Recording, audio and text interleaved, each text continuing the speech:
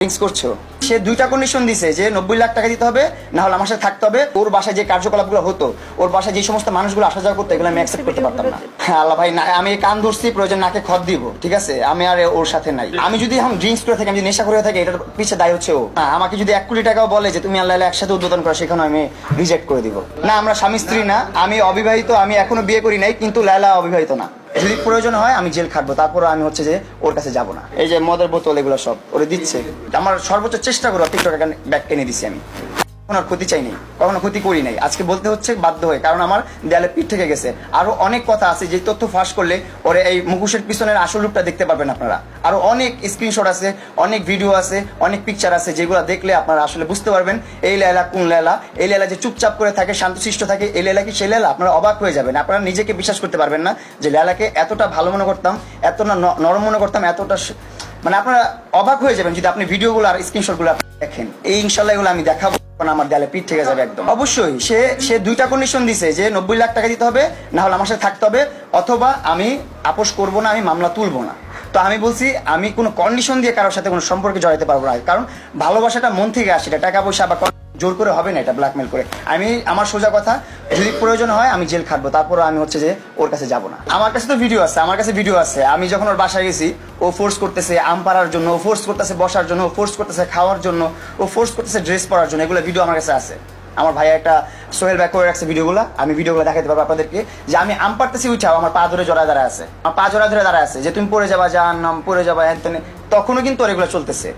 হ্যাঁ, এর মধ্যে কিন্তু এর আগেও কিন্তু আমার একটা বড় ভাইয়ের মাধ্যমে ও কিন্তু বসছে একটা রেস্টুরেন্টে বসে, কিভাবে মামলা তুলবে না তুলবে এগুলো বলছে। কিন্তু এমন একটা ডেট দিচ্ছে আমাকে, বলে স্যাটারডে, শনিবার, যেন বন্ধর দিন, সরকারি বন্ধের দিন, সেই দিন আমাদেরকে বসাচ্ছিল। এটা তো ওরে প্রশ্ন করতে পারেন আপনি, যে আপনি ওর দৃষ্টিতে এখন কি মনে হয়? আমার দৃষ্টিতে তো অভিনয়, ও তো কত বড় অভিনয় বাজ, আপনি এটা তো বিশ্বাস করতে পারবেন না। ও আমার প্রেস কনফারেন্সে বলছে যে আমাকে বাইকে দেখছেন, বাইকে উঠেছি, উঠে সামনে নামাই দিছে। কত বড় মিথ্যাবাদীও, আমার কাছে প্রুফ আছে, আমার কাছে ভিডিও আছে, যেখানে আমরা হচ্ছে শেফ টেবিলে নিয়ে গেছি ওকে, আমি শেফ টেবিলে নিয়ে যে আমি ওরা বাইস্কোপ দেখালাম, আমরা খেতে বসলাম, সবকিছু আমার কাছে আছে।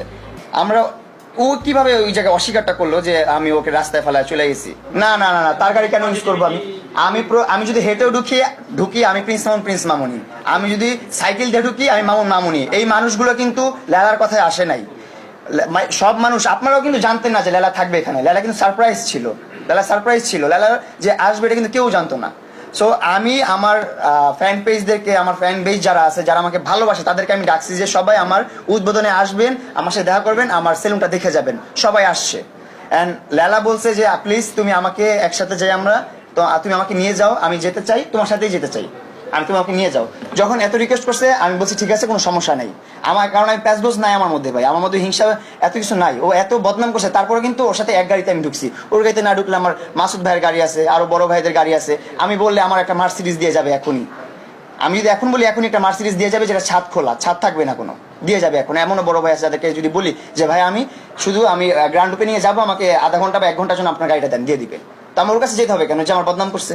ওর উদ্দেশ্যে আমার কিছু বলার নাই। আমি ওর উদ্দেশ্যে একটা কথাই বলতে চাই, তুমি যা করছো খুব ভালো করছো, ভালো থাকো, সুস্থ থাকো, তোমার শুভকামনাই করি আমি। অনেক বড় হও জীবনে, তোমার ফ্যান পেজ নিয়ে অনেক ভালো থাকো, তোমার অনেক বড় একটা এখন ফেসবুক পেজ হয়েছে, অনেক বড় একটা ফ্যান পেজ হয়েছে, তোমার অনেকগুলো অ্যাকাউন্ট হয়েছে, যেখানে অনেক অসংখ্য ফলোয়ার্স তোমার। তুমি একজন সেলিব্রিটি মানুষ, তুমি অনেক বড় থাকো, তোমার নিজের যোগ্যতা এগুলো কামাইছো, ওইগুলোর পিছনে আমার কোনো হাত নাই। সো ভালো থাকো, সুস্থ থাকো, আর আমার ক্ষতি করার চেষ্টা করো না, কারণ সবসময় সত্যের জয় হয়, মিথ্যার কখনো জয় হয় না, সত্যেরই জয় হবে ইনশাআল্লাহ।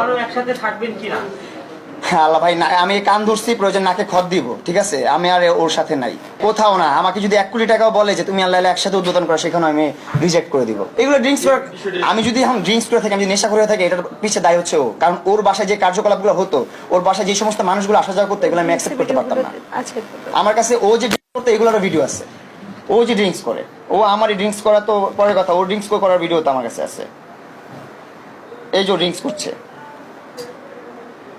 করছো, হ্যাঁ, তারপরে এই যে ওরে ড্রিঙ্কস দিচ্ছে, আমি দেখাই আপনাকে, এই যে মদের বোতল এগুলো সব ওরে দিচ্ছে। হ্যাঁ, এগুলো কিন্তু আরো অনেক প্রমাণ আছে, অনেক কিছু আছে আমার কাছে। এগুলো আমি চাই না প্রমাণ করতে, প্রুফ করতে চাই না, আমি কারো ছোট করতে চাই না। আমি আজকে অনেক কিছু চিন্তা ভাবনা করে আসছিলাম যে এগুলো প্রুফ করবো, প্রিন্ট আউট করে রাখছিলাম, কিন্তু একটা ভাইকে বলে আসছি আমি যে আমি এগুলো করবো না, তাই আমি করলাম না এগুলা। না, আমরা স্বামী স্ত্রী না, সঙ্গে নেওয়ার কিছু নেই। আর সঙ্গে আমাদেরকে দেখবেন না, আমাকে দেখবেন না, আমার যদি জেল খাটতে হয় তারপর আমাকে দেখবেন না। না, আমরা স্বামী স্ত্রী না, আমি অবিবাহিত, আমি এখনো বিয়ে করি নাই, কিন্তু লায়লা অবিবাহিত না। এটা একটা হিন্দি রাখলাম আপনাদেরকে, এটা প্রমাণ অন্য একটা সময় দিব, যখন আমার দেয়ালে পিঠ থেকে যাবে আরেকটু, তখন আমি সবকিছু প্রমাণ দিব।